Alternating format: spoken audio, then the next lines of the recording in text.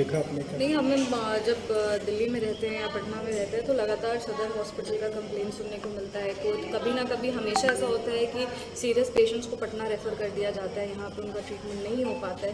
तो ये मेरे मन में हमेशा से था कि ऐसा क्या प्रॉब्लम है कि सदर हॉस्पिटल से बार बार पेशेंट्स को पटना या मुजफ्फरपुर कहीं रेफ़र कर दिया जाता है और समस्तीपुर में उनका ट्रीटमेंट नहीं हो पाता है। तो वही कंडीशन और लगातार सदर हॉस्पिटल का कंप्लेन मिलता था, वो हाइजीन रिलेटेड हो, वो डॉक्टर रिलेटेड हो, ये सारी समस्याओं का लगातार हमको मैसेजेस आता था, कॉल्स आता था। तो हम सोचे आज हम अपने आ करके एक बार हमेशा से था कि आए, तो आज हम अपने हॉस्पिटल आके हॉस्पिटल का निरीक्षण करके जा रहे हैं। क्या लगा देखिए, हालत तो काफ़ी, डॉक्टर ऑन ड्यूटी डॉक्टर्स है ही नहीं, 2 वार्ड में तो डॉक्टर्स ही नहीं हमको मिले।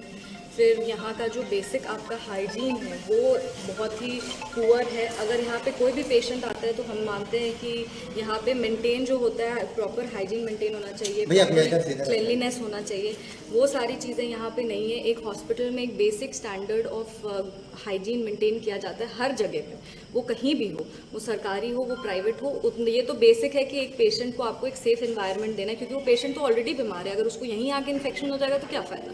तो यहाँ पे एक तो ये प्रॉब्लम था, आपके डॉक्टर्स ड्यूटी पे थे नहीं, सिविल सर्जन से आपने सिविल सर्जन सुपरिटेंडेंट भी नहीं है, सुपरिटेंडेंट नॉट रीचेबल है, और डेप्यूटी सुपरिटेंडेंट अभी उनको जब बोला गया कि आप आइए तो वो कहेंगे अभी हम नहीं आ सकते। तो ये सारा चीज़ जो है बहुत ज़्यादा मतलब हम सीरियसली इसको ले रहे हैं, गंभीरता से इसको देख रहे हैं, और परसों जब भी हमारी समीक्षा बैठक होगी तो इस मुद्दे को हम ज़रूर उठाएंगे कि सदर हॉस्पिटल जो है वो समस्तीपुर में इकलौता प्राइमरी या सेकेंडरी हेल्थ केयर के लिए फर्स्ट पॉइंट है, जो पूरे ज़िला से लोग यहाँ पर आते हैं, अलग अलग जगह से लोग आते हैं। तो यहाँ का डेफिनेटली जो स्टैंडर्ड है, जो क्वालिटी है, उसको मेनटेन करना चाहिए। और ऐसे बार बार पेशेंट्स को परेशानी झेलना पड़ता है, कभी एम्बुलेंस का प्रॉब्लम हो जाता है, कभी बेड्स का यहाँ पे प्रॉब्लम हो जाता है। यहाँ पे तो अभी हमको कितने सारे बेड्स खाली हुए दिख रहे हैं, पर लगातार बोल दिया जाता है कि यहाँ पे बेड नहीं है, आप चले जाइए कहीं और।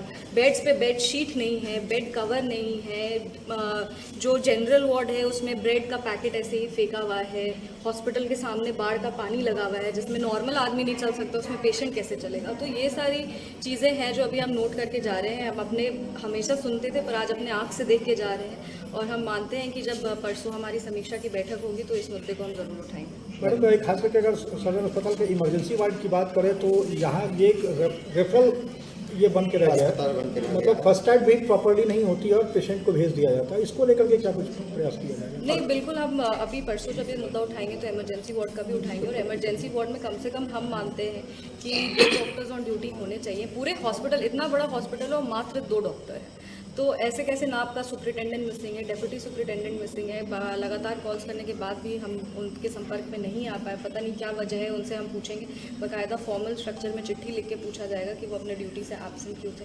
और जो डॉक्टर्स अभी जो रोस्टर हम लोग देखे हैं, रोस्टर में जो डॉक्टर्स ऑन ड्यूटी थे और जो यहाँ पे अभी नहीं है ड्यूटी पे होने के बावजूद, उनसे भी एक रिटन एक्सप्लेनेशन मांगा जाएगा कि वो यहाँ पे अभी क्यों नहीं थे। और इसके अलावा जब भी हमारी डीएम से मुलाकात होगी तो उनसे भी हम ये जितनी भी समस्याएं उससे उनको अवगत कराएंगे, एक प्रॉपर स्ट्रक्चर देके, फॉर्मल स्ट्रक्चर देके, कागज़ वागज़ सब इकट्ठा करके उनको दिया जाएगा। और क्योंकि हम जनप्रतिनिधि हैं तो हम जानते हैं कि जनता को क्या समस्या हो रही है।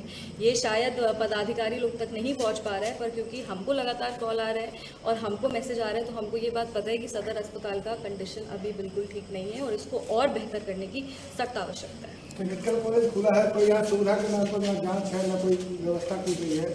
नहीं, ये सारी चीज़ों पर अभी